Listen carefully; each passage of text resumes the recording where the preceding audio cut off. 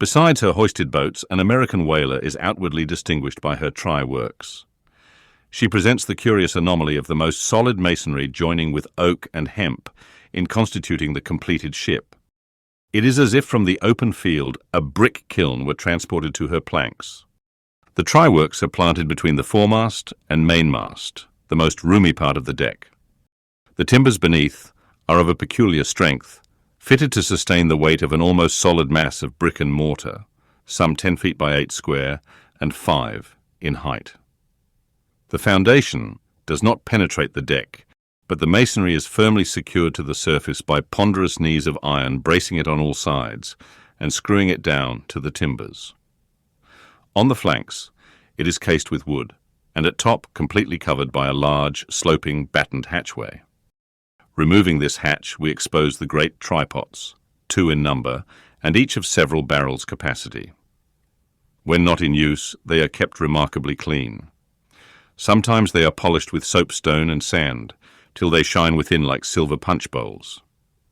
During the night watches, some cynical old sailors will crawl into them and coil themselves away there for a nap. While employed in polishing them, 1 man in each pot, side by side, many confidential communications are carried on over the iron lips. It is a place also for profound mathematical meditation.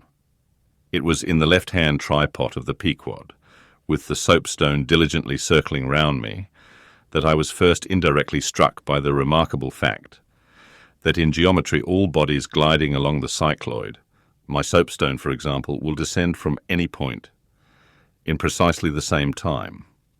Removing the fireboard from the front of the try-works, the bare masonry of that side is exposed, penetrated by the 2 iron mouths of the furnaces, directly underneath the pots. These mouths are fitted with heavy doors of iron. The intense heat of the fire is prevented from communicating itself to the deck by means of a shallow reservoir extending under the entire enclosed surface of the works. By a tunnel inserted at the rear, this reservoir is kept replenished with water as fast as it evaporates. There are no external chimneys. They open direct from the rear wall. And here let us go back for a moment. It was about 9 o'clock at night that the Pequod's try-works were first started on this present voyage. It belonged to Stubb to oversee the business. Already there? Off hatch then, and start her. You cook, fire the works. This was an easy thing, for the carpenter had been thrusting his shavings into the furnace throughout the passage. Here be it said that in a whaling voyage the first fire in the try-works has to be fed for a time with wood. After that, no wood is used, except as a means of quick ignition to the staple fuel. In a word, after being tried out, the crisp shriveled blubber, now called scraps or fritters, still contains considerable of its unctuous properties. These fritters feed the flames. Like a plethoric burning martyr, or a self-consuming misanthrope once ignited, the whale supplies his own fuel and burns by his own body. Would that he consumed his own smoke? For his smoke is horrible to inhale, and inhale it you must, and not only that, but you must live in it for the time. It has an unspeakable wild Hindu odor about it, such as may lurk in the vicinity of funereal pyres. It smells like the left wing of the Day of Judgment. It is an argument for the pit. By midnight, the works were in full operation. We were clear from the carcass. Sail had been made. The wind was freshening. The wild ocean darkness was intense. But that darkness was licked up by the fierce flames, which at intervals forked forth from the sooty flues and illuminated every lofty rope in the rigging, as with the famed Greek fire. The burning ship drove on, as if remorselessly commissioned to some vengeful deed.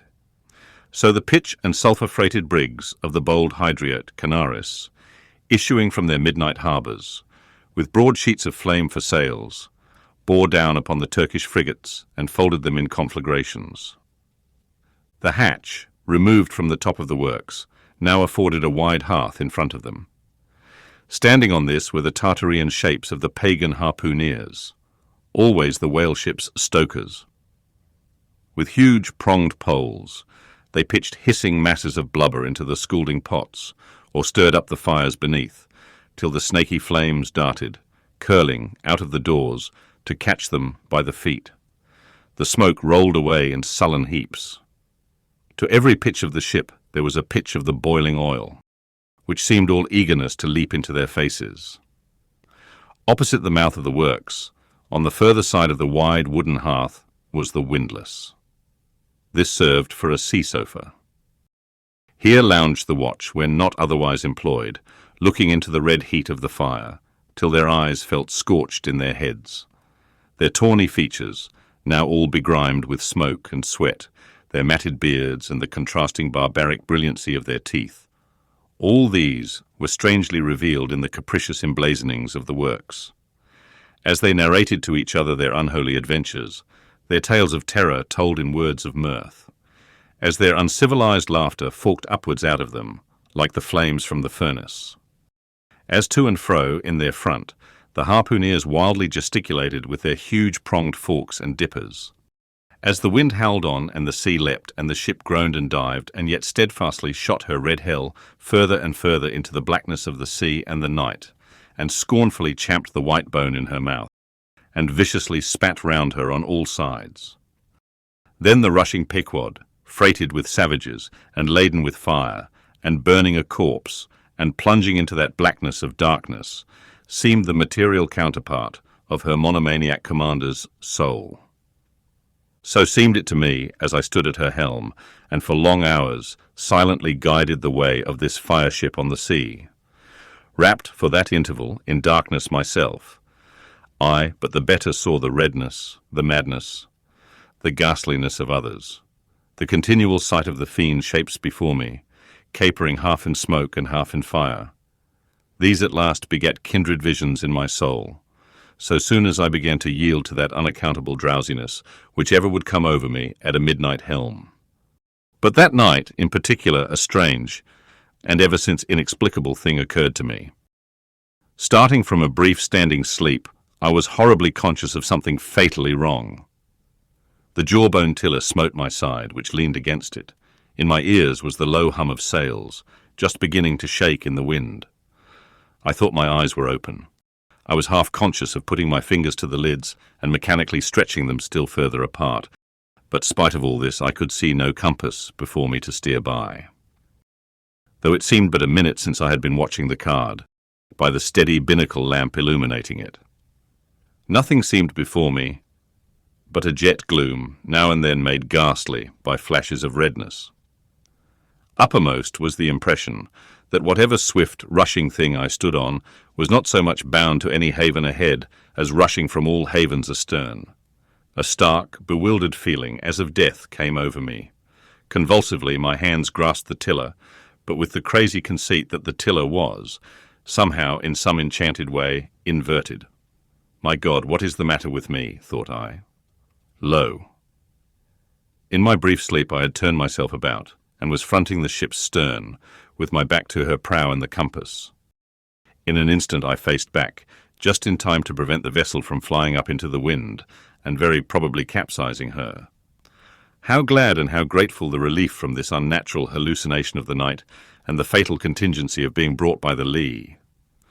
Look not too long in the face of the fire, O man. Never dream with thy hand on the helm. Turn not thy back to the compass. Accept the first hint of the hitching tiller. Believe not the artificial fire, when its redness makes all things look ghastly. Tomorrow, in the natural sun, the skies will be bright. Those who glared like devils in the forking flames, the morn will show in far other, at least gentler relief. The glorious, golden glad sun, the only true lamp, all others but liars. Nevertheless, the sun hides not Virginia's dismal swamp, nor Rome's accursed Campania, nor wide Sahara, nor all the millions of miles of deserts and of griefs beneath the moon. The sun hides not the ocean, which is the dark side of this earth, and which is 2/3 of this earth. So therefore, that mortal man who hath more of joy than sorrow in him, that mortal man cannot be true, not true or undeveloped. With books the same. The truest of all men was the man of sorrows, and the truest of all books is Solomon's, and Ecclesiastes is the fine hammered steel of woe. All is vanity. All.